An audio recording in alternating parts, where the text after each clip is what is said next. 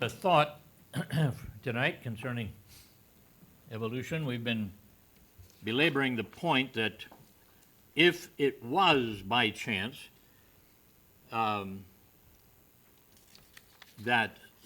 the strings of building blocks of life finally made a cell, it would die immediately because nothing would be set up for it.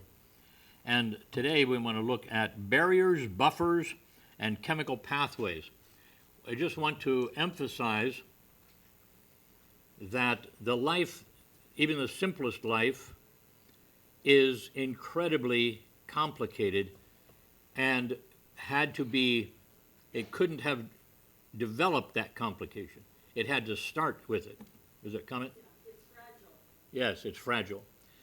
But, and part of that fragility is that many complicated things have to be put together in just the right way. So living cells contain thousands of different chemicals, some acidic, others basic, base and acid, the two, whatever those are. Many chemicals would react with others were it not for an intricate system of chemical barriers and buffers. Take nitro and glycerin, you put it together, you got explosive stuff. I don't know if that happens in cells, but the point is that they have to be discreetly contained. If living things evolved, these barriers and buffers must also have evolved, but at just the right time to prevent harmful chemical reactions. Wow, what a coincidence. How amazing is that? It's stupid amazing is what it is. How could such precise, seemingly coordinated, virtually miraculous events have happened for each of millions of species? Not once, not twice, millions of times. This delicate chemical balance upon which life depends is explained by biologist Terence R. Mundy. Now, the way this was written, I don't know if Mr. Behe, writing the molecular machines, is quoting Terence Mundy, or if this is just another thought.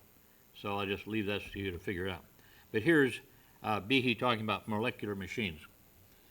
All living organisms are maintained by thousands of chemical pathways, each involving a long series of complex chemical reactions. For example, the clotting of blood, which involves 20 to 30 steps, is absolutely vital to healing a wound. You see, I thought that if blood got into the air, that it would clot. I just thought it was a simple thing, you know. Not so. In fact, how would it know that was air? You know, the thing is that there are 20 to 30 steps to get the blood to clot properly, so that it doesn't, if you cut yourself and this clots, it doesn't clot all the blood in your body. The trigger being this was exposed and so on. And this is all taken into consideration. You skin your knee, you don't bleed to death, you know. So he goes on to say, however, clotting could be fatal if it happened inside the body. You just turned into a statue, I guess.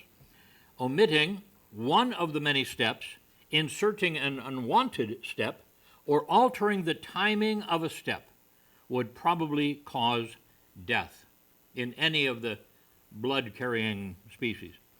If one thing goes wrong, all the earlier marvelous steps of evolution that worked flawlessly were in vain.